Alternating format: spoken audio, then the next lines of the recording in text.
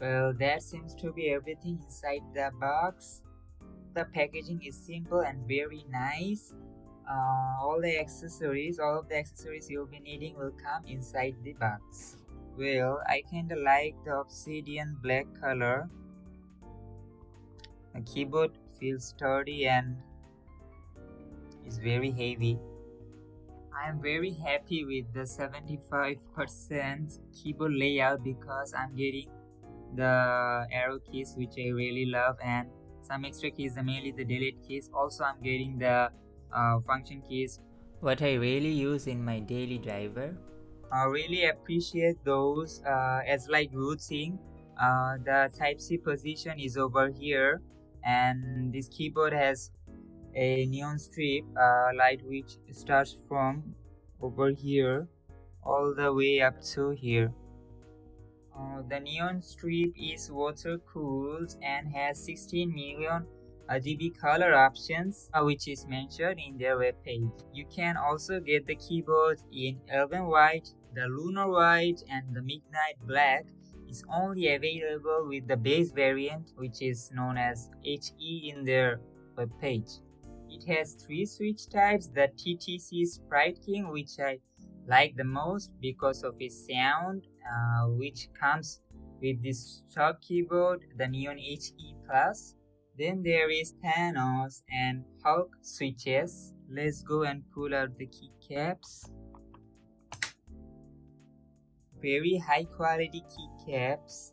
The keycaps are cherry profile, which are double layered PBT iridescent keycaps. As I can see, they are PBT double shot.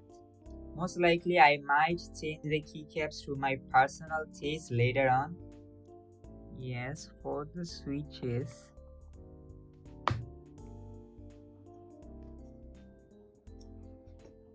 this is our TTC Sprite King switches. They are pre-looped.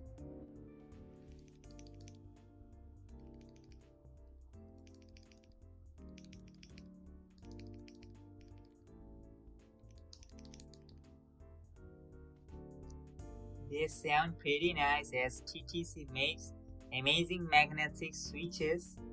They are pretty stable and pretty minimal wiggle. I'm gonna flash some specs in the screen so that you can customize them based on your need.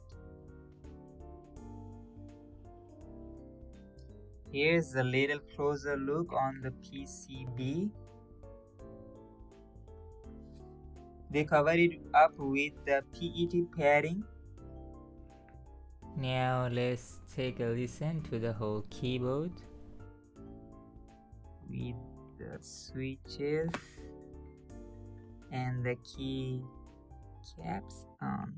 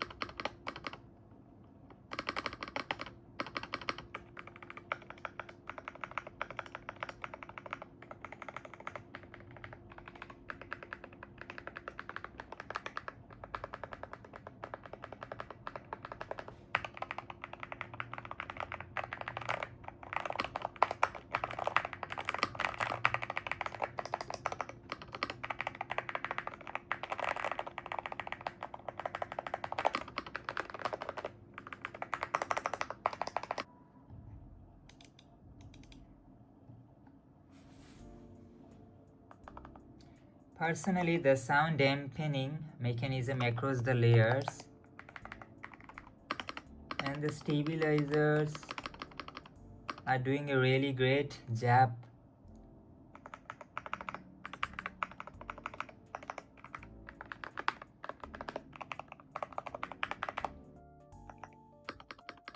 I truly am amazed how keyboard sound is good. I love the efforts they have put to make this masterpiece.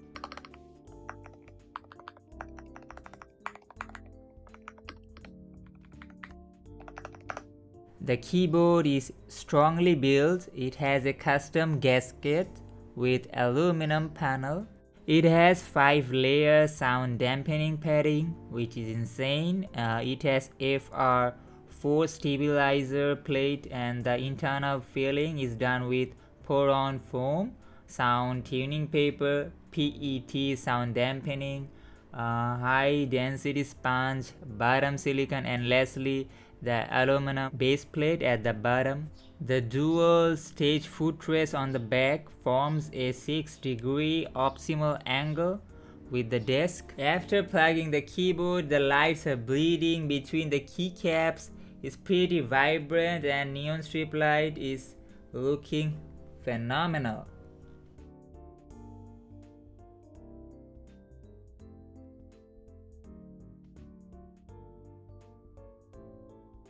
The desktop software, the VGN hub from VGN. After opening the software, the first thing we need to do is to manually calibrate our switches, because we are using a magnetic keyboard.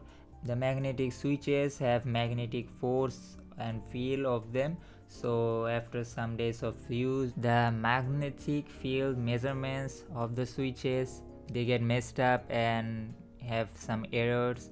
So it's better to do recalibration once in a while to have the perfect actuations and trigger points. I have already calibrated the switches on the web-based software. Here's our lighting effects. So we have decorative light of our neon strip backlit light. I've set to green because it matches with the vibe of the keyboard. Some RGB color modes, and we have neon strip lights. We can set the speed, brightness, and the color from the decorative light option. I have set WASD control for the crouch and space key in lower actuation points using the rapid trigger modes for instant tapping reaction. So let's open the web-based software. Here we have our profiles, RGB color options, and we can change our keys given in the layout here. In our performance tab, we can change the polling rate from 8 kHz to 4 kHz. We don't need to turn the sleep timer options because we are using desktop. My rapid trigger and the actuation point distance, and we have the caps lock light button here, and our macros. I'm seeing that there is 15 macros. Let's jump off to the most exciting part, the advanced tab, the DKS. In a single button, we can set 4 different functions in each actuation points. There are plenty of options, the RS, MT, and the MPT. But the most advantageous part is SOCD, snap tap in some particular games. Here we are binding the key A and D for strafing, which allows to instantly move in the direction of the last keys pressed, resolving the issue of stopping when pressing opposing keys like the A and D or W and S. I'm pressing the A key and the D key, pressing both keys, but this time the last D key is activated. In regular mode you will be at a stop, hence it prevents from stopping in a place and makes you a harder target for the opponent to hit, so it's pretty sick. I have purchased it for my personal use, and those are my honest opinions. I hope that this video will help you in some way, and I will see you guys in the next one. Peace.